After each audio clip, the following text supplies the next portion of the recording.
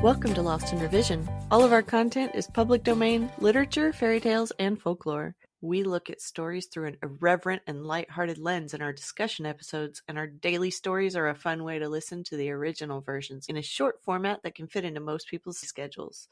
If you prefer to listen to full chapters, you can subscribe to our Patreon page. We just added a $1 option that provides early access and more. You can check the show notes for our Linktree page, where there are links to all of our public pages, ways to contact us, and all of our content. Our goal is to at least break even to cover our expenses, so any support that you can offer to help us reach that goal helps keep this podcast going and you entertained. All of our music is by Nathan Hubble and is used with his permission. Thanks, and enjoy the show. Hey everyone, welcome to Lost in Revision. And we made it a whole year. Happy anniversary, Angel and Polly. Very fitting that we accidentally began this in the perfect month with the bestest of holidays.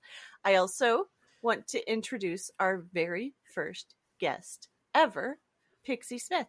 She is an author, and we are actually covering one of her stories in a future episode. Welcome to the show, Pixie. Thanks for having me. I'm kind of honored to be the very first guest, and I hope I set a good standard for all the other guests you might have. I hope we have more guests.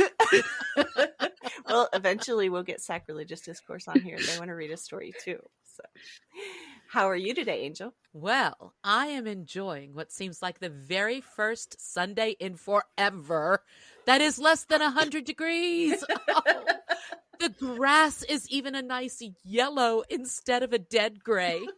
Oh my god, yes. I am wearing a sweater because it's too chilly on my right elbow with the darn tendonitis. So, Polly, how's your weekend going aside from the tendonitis? We are deep in the middle of marching band competitions right now, so pretty much every weekend is exhausting. By the time this releases, they will have had the third of 6 competitions, and the longest one yet with prelims and finals. 3 more to go, and then we're done. You got this, Mama. Just keep going. Right? This is my 5th year. How many more do you have left? 2 more after this one. 2 more. Crossing fingers it stays 2. And at least you can look forward to Halloween. Either of you have your costumes that you're working on. I need to drag out my pirate stuff because there's no better way to introduce myself to my new neighbors than dressing as a pirate with a parrot on my shoulder. I totally wish I was trick-or-treating in your neighborhood. My team at school has decided to do the theme this year of It's a Great Pumpkin, Charlie Brown. I'm going to be the pumpkin. Well, I must say that you will be my very favoritist pumpkin. Aw. I don't have a costume. My kids are too old for trick-or-treating. Too old? That's not even a thing. Yeah, I know, but they're busy. I think Kaylee's planning a piratey costume with her friends at school. The band has a Halloween party, so I just have a lot of awesome Halloween-themed bandanas to wear at work. Those sound fun. Okay, so Baba Yaga is near and dear to my heart.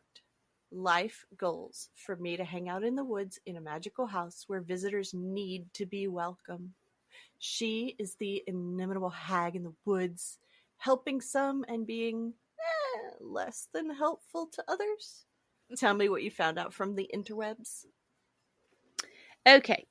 Baba Yaga is a forest spirit of Slavic folklore, originating as long as 300 years ago in record, but probably much, much earlier in oral tradition. The tale of Vasilisa, Russia's Cinderella trope, is a Baba Yaga story. Baba Yaga flies around in a giant mortar and wields a pestle, so it can be assumed that she's an alchemist of some degree. She either lives by herself or with her sisters, all collectively known as Baba Yaga, in a hut in the forest, and as a protector of the waterways and fountains and the water of life. Aw, I feel like y'all are my other Baba Yagas. Ooh, I feel like a brand new baby witch. We won't go into details of the first time I was called a witch. I'm not a witch. I'm your wife. After what you just said, I'm not sure I want to be that anymore. I love being your Yaga. So the hut is characterized as a wooden hut with chicken's legs or hen's feet. Sometimes it has a chicken's head or a rooster's head on the ridgepole, and sometimes it's described as having chicken wings and a tail. like the whole chicken. The Witcher ended up forever changing my image of Baba Yaga, and they did such an amazing job with the visuals of the hut with the chicken feet. I can only picture the big chicken in Marietta, Georgia right now. But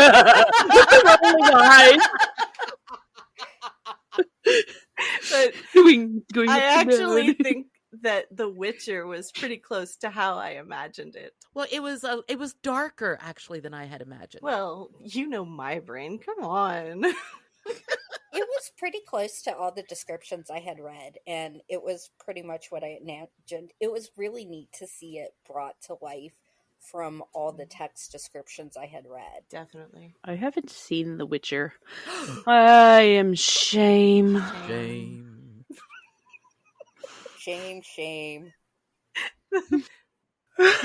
Shame on you, shame on your cow. I need a long shame, gong, shame, gong. Hey, did you read that she is auctioning herself off to follow around someone to help the strike?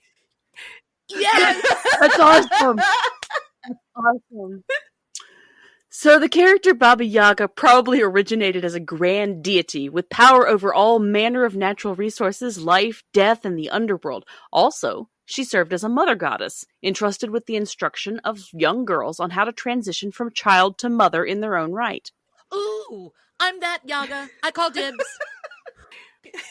I'm the Yaga that cooks and makes food stuff. But she is kind of an all-purpose character, lending herself to playing either the role of the wicked witch or the benevolent hag in the forest. Goals.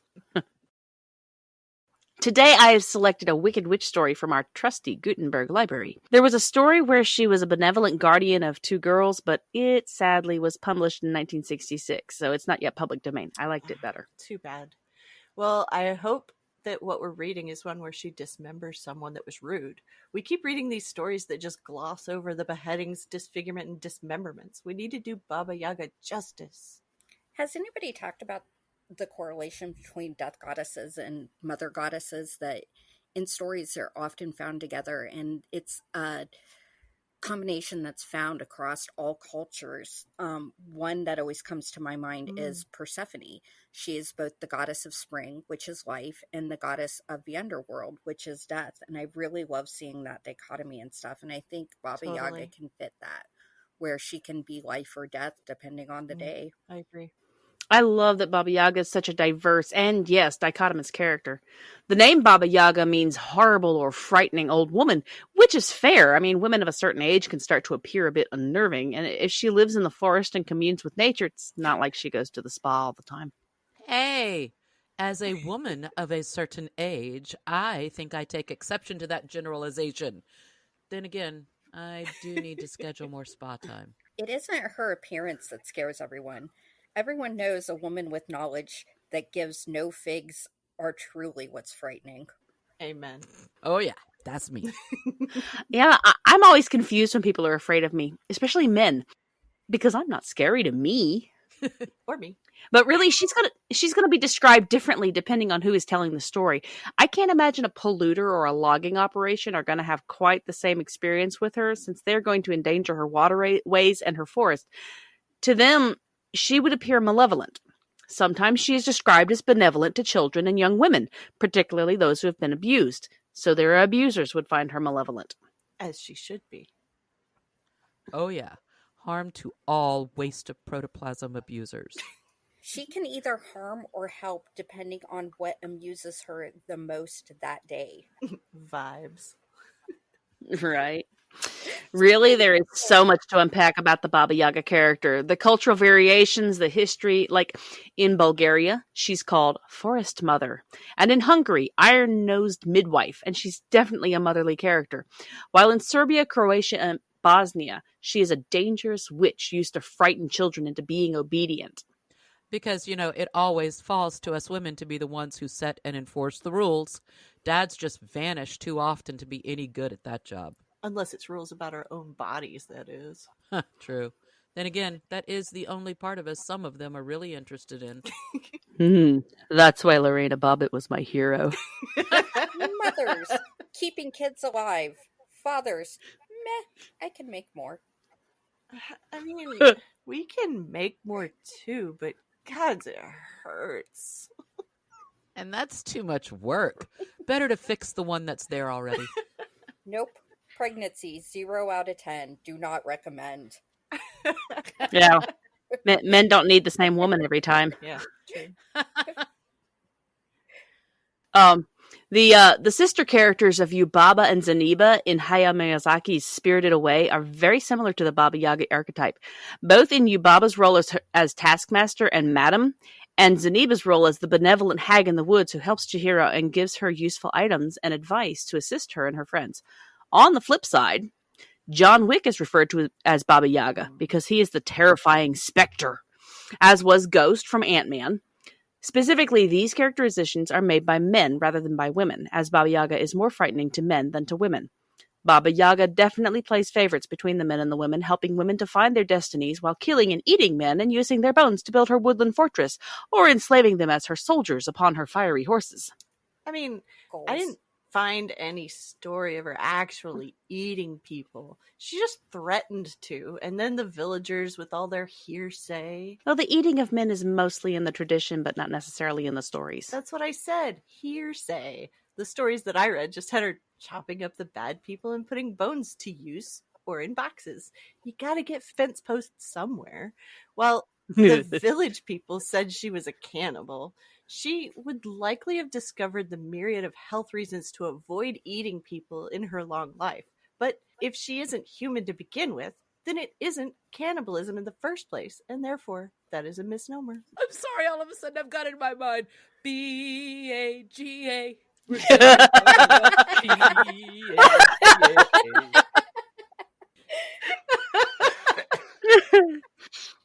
When your Sorry. man's bringing you down, give him to Yaga for stew. I mean, you're not wrong.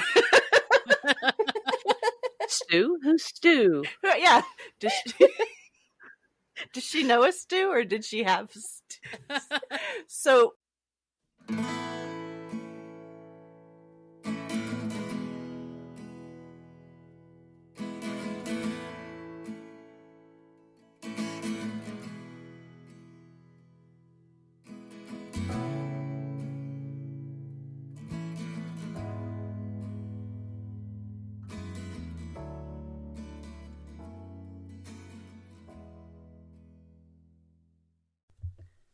Baba Yaga. Somewhere, I cannot tell you exactly where, but certainly in vast Russia, there lived a peasant with his wife, and they had twins, son and daughter. One day the wife died, and the husband mourned over her very sincerely for a long time. 1 year passed, and 2 years, and even longer, but there is no order in a house without a woman, and a day came when the man thought, if I marry again, possibly it would turn out all right. And so he did, and had children by his second wife. The stepmother was envious of the stepson and daughter, and began to use them hardly. She scolded them without reason, sent them away from home as often as she wished, and gave them scarcely enough to eat. Finally, she wanted to get rid of them altogether. Do you know what it means to allow a wicked thought to enter one's heart? The wicked thought grows all the time, like a poisonous plant, and slowly kills the good thoughts. A wicked feeling was growing in the stepmother's heart, and she determined to send the children to the witch, thinking sure enough that they would never return. Dear children, she said to the orphans, go to my grandmother who lives in the forest in a hut on hen's feet. You will do everything she wants you to, and she will give you the sweet things to eat, and you will be happy. The orphans started out, but instead of going to the witch, the sister, a bright little girl, took her brother by the hand, and ran to their own old grandmother, and told her all about their going to the forest. "Oh, my poor darlings," said the good old grandmother, pitying the children, "my heart aches for you, but it is not in my power to help you. You have to go, not to a loving grandmother, but to a wicked witch. Now listen to me, my darlings," she continued. "I will give you a hint. Be kind and good to everyone. Do not speak ill words to anyone. Do not despise helping the weakest, and always hope that for you, too, there will be the needed help." The good old grandmother gave the children some delicious fresh milk to drink, and each a big slice of ham. She also gave them some cookies. There are cookies everywhere. And when the children departed, she stood looking after them a long, long time. The obedient children arrived at the forest, and oh, wonder! There stood a hut, and what a curious one! It stood on tiny hen's feet, and at the top was a rooster's head. With their shrill, childish voices they called out loud, "Izbushka! Izbushka! Turn thy back to the forest and thy front to us!" The hut did as they commanded. The two orphans looked inside and saw the witch resting there, her head near the threshold, one foot in one corner, the other foot in another corner, and her knees quite close to the ridgepole. "Foo, foo, foo!" exclaimed the witch. "I feel the Russian spirit." The children were afraid and stood close, very close together, but in spite of their fear they said very politely, "Ho, grandmother, our stepmother sent us to thee to serve thee." "All right. I am not opposed to keeping you children. If you satisfy all my wishes, I shall reward you. If not, I shall eat you up." Without any delay, the witch ordered the girl to spin the thread, and the boy, her brother, to carry water in a sieve to fill a big tub. The poor orphan girl wept at her spinning wheel and wiped away her bitter tears. At once all around her appeared small mice, squeaking and saying, "Sweet girl, do not cry. Give us cookies, and we will help thee." The little girl willingly did so. "Now," gratefully squeaked the mice, "go and find the black cat. He is very hungry. Give him a slice of ham, and he will help thee." The girl speedily went in search of the cat and saw her brother in great distress about the tub. So many times he had filled the sieve, yet the tub was still dry. The little birds passed flying near by, and chirped to the children. "Kind-hearted little children, give us some crumbs, and we will advise thee." The orphans gave the birds some crumbs, and the grateful birds chirped again, "Some clay and water, children dear." Then away they flew through the air. The children understood the hint, spat in the sieve, plastered it up with clay, and filled the tub in a very short time. Then they both returned to the hut, and on the threshold met the black cat. They generously gave him some of the good ham which their good grandmother had given them, petted him, and asked, "Dear kitty cat, black and pretty, tell us what to do in order to get away from thy mistress, the witch."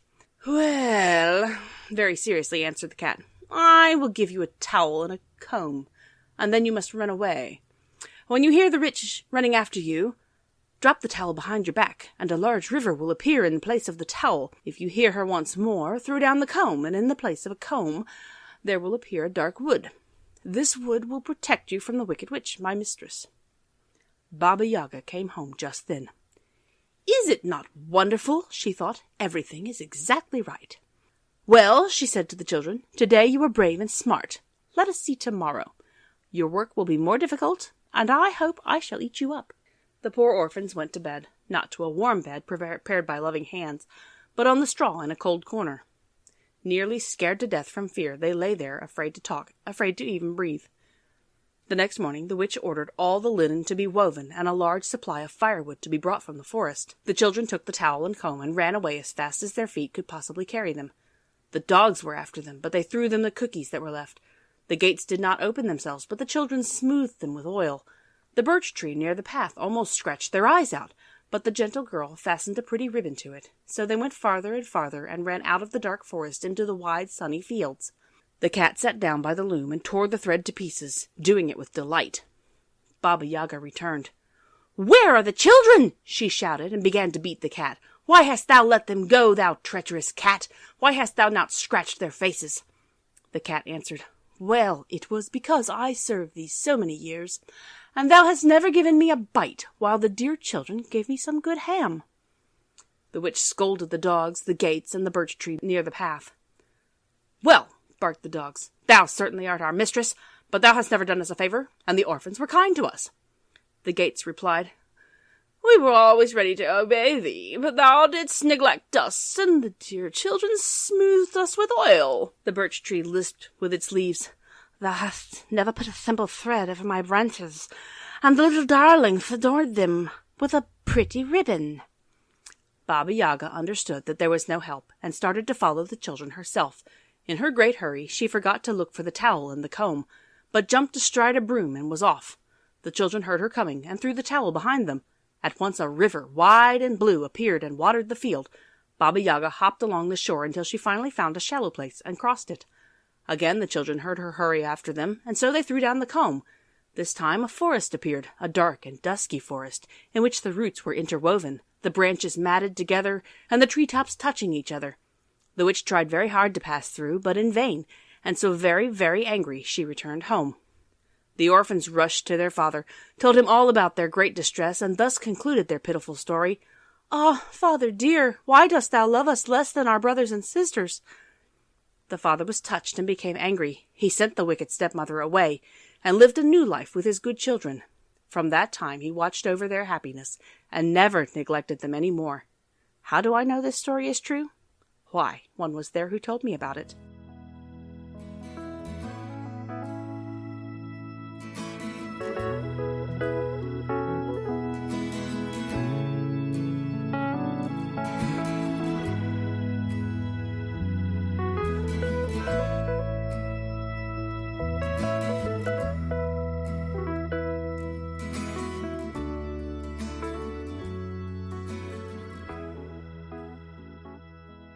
What is your favorite part or version of the story? The cat. The cat is the true hero in this story. He's so very cat. Like, here's some tasty ham, kitty. And suddenly he's your friend and helpful, but to the witch he's like, yeah, whatevs, lady. They gave me ham. You didn't give me ham, so I shredded your sheets. You're welcome. Well, the dogs were the same, and the tree was the same, and the gate was the same. So it's just kind of a theme in this story. I was surprised by how close this Baba Yaga story was to Hansel and Gretel. I was expecting kids who were just horrid and getting punished for being little monsters. Instead, Baba was the mean witch who didn't get to met out any justice at all. Right? This story's disappointing. We need a better one. But my favorite part of this story was actually the part where the father believed the children. When does that happen in a fairy tale? It was definitely unusual that he then turned out the stepmother. Uh-huh. You never see that happen. Mhm. I mean, did he send her kids with her or keep them? It just says that he lived happily with his kids in the woods. It is kind of a precursor to the modern dad got custody story. For a dad to get custody, the mom has to be really awful. Well, he only married her because he was afraid of being a single dad. And not having a housekeeper. And yeah, which kids did he keep? So, Pixie, what was your favorite version? I like a lot of Baba Yaga versions. She's just showing up more and more in media nowadays. Like you mentioned, John Wick and The Witcher and Ant-Man. Some of the more offbeat places I've been seeing her is C. Rochelle has an amazing Mutt series called Yaga's Writers. Anybody taking this as a book recommendation? Yes, it is smut. Please do not send us angry emails. S.J. Tucker is a musical artist out of Memphis, and she has a song called Baba Yaga that shows kind of the kinder, more gentle, mothering Baba Yaga aspect that we don't get to see a lot. And the Luna app has several stories. The Luna app, spelled Loona, is an app that for relaxation and sleep. It tells stories as you color pictures. And one of the things you actually get to color is the chicken-legged hut. Oh, that sounds so fun. I might have to go find that. Right? So, what do you think the original lessons were that the story was trying to convey back then? But, being kind to small things, looking out for the insignificant creatures and caring for the neglected, or even sharing just a little bit of happiness, like tying the pretty ribbon on the birch tree. Cookie crumbs and pretty ribbons, you never know how much these tiny acts are going to affect the world around you. I think this one even goes one step beyond the usual be kind message, because it's also a warning against taking them for granted or ignoring them. Though I was surprised to see Baba as the one not really paying attention to nature. I think we will definitely revisit Baba Yaga again in a future story and not get as bogged down in all of the lovely and wonderful history that we keep going off into. Back to the moral of the story, I would just condense it to don't be a beep. The Gospel of Will Wheaton, verse 1, chapter 1. And it's the universal advice. Yep. Don't be a Richard. Okay. So what do y'all think the modern lesson would be? Well, single parenting might be scary, but there are far worse things. I mean, get your act together and just live up to your responsibilities, and you will save yourself and your kids a whole lot of pain. Yeah, but the story seems to say if you don't like the extra kids that you just send them to the hag in the woods, and I do not support this message. I don't want your kids. Maybe be a little more choosy in picking a wife. Don't just marry the first one that'll have you because you don't know how to run a household. Truth. The people in most of these tales just accept the first person that they meet who isn't awful. All of the princes marrying strangers and love at first sight, blah, blah, blah. Love at first sight of their money. Magical instant compatibility, the real myth. Truth.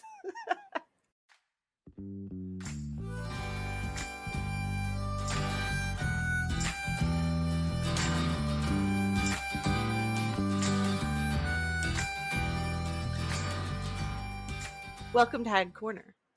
Baba Yaga is my favorite hag. She is a complicated character that is realistic in her portrayal because she swings wildly from benevolent to maleficent. Her portrayal is typically based on circumstance, and I find many of her reactions relatable, as she tends to be kind to young women who are abused and ferocious to the people who are involved, even peripherally, in the abuse. Remember that staying silent only enables the abuser. You aren't neutral. I also love the embracing of the hag. The fact that older feminine people are considered crones and more masculine older people just grow distinguished is one of the things I hate most about the patriarchy. You hate lots of things about the patriarchy. True. Probably because I've experienced it my entire life. Valid. Then again, there is so much to hate. So much. Well, Baba Yaga's origins are described as differently as all of her interactions. One story even claiming that Satan himself put 12 evil women in a cauldron and spit in it, and out popped Baba Yaga, the essence of evil. But in most of the tales, she had just always been a hag in the woods that people knew about and tried to avoid. The people that went to her were typically desperate or forced to go to her by ill-meaning relatives. This goes back to women with knowledge and helped other women had to be a witch and therefore evil, because women helping women is unnatural, right? I just realized Ursula is a fishy Baba Yaga. I disagree. Ursula wanted the crown. Baba Yaga just wanted to be left alone. Only in the new version. The new version of Little Mermaid or Baba Yaga? No, Little Mermaid. In the new version of Little Mermaid. In all the old versions, she just wanted to be left alone in her garden with We just covered Little slimy... Mermaid. Yeah. We only have really experienced the two Disney versions. Ah. In both of those, Ursula did want the crown, and Baba Yaga did Yes. just want people to leave her alone. A feeling that I completely agree with, by the way. Who doesn't?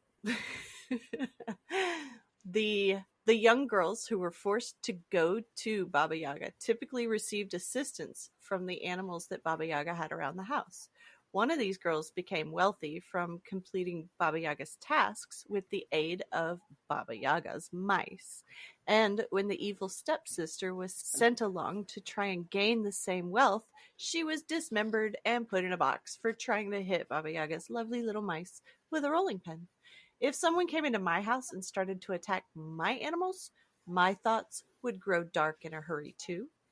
Baba Yaga just follows through on her intrusive thoughts. Oh, a world where jail isn't a thing. You're making me realize that I was raised by Baba Yaga. So, Baba Yaga lives in a remote part of the woods in a house on chicken legs. People who live near swamps or the ocean still have their houses on stilts to current day. If you go and look up some of the older homes, especially in the swamps with mangrove trees, the stumps that the houses were built on don't take much imagination to see bird feet in that shape. You know, coming from South Louisiana, I can verify this, which of course is also another witch breeding ground. There is a school about a half a mile from where I'm recording right now that the school is built on stilts because it's so close to the Ohio River and commonly floods, where the school is up on stilts and then the parking lot is under the stilted school. I do have one question. You talked about the stilted houses and swamps and the ocean. You know, Baba Yaga is Slavic, where there's not a lot of ocean and swamps. So I kind of wonder where that came from. They did have the wetlands. That's where a lot of it is. And if you look at a lot of the houses in where the lore came from, they're still on stilts. And a lot of them were built where the houses were built on trees that were still literally in the ground. So you could see the roots at the bottom that made it look like feet. That is really cool. I learned something new today. Thank you. Look up the pictures. It's really cool. So pareidolia is what causes humans to see shapes and personify inanimate objects with animal or human traits. It's just part of our alligator brain that helps us in hunting, tracking, hiding, and escaping. Our brain just naturally picks out patterns and turns it into something familiar, be that comfortable familiarity or the terrifying specter of laundry in a corner looking like a human shape that's going to eat you in your sleep. Baba Yaga is probably an amalgamation of many old women who got tired of the awful standards that society forced them to abide by and just went to the woods to try and be alone. The stories are likely from the fear of the unknown, because that just isn't how life is to be lived by societal standards then and now. A woman alone in the woods? Scandal. She must be evil and a witch. Or maybe she just had a girlfriend witch in the wood next door. Or several, because they were roommates. She turned me into a newt. Well, you got better.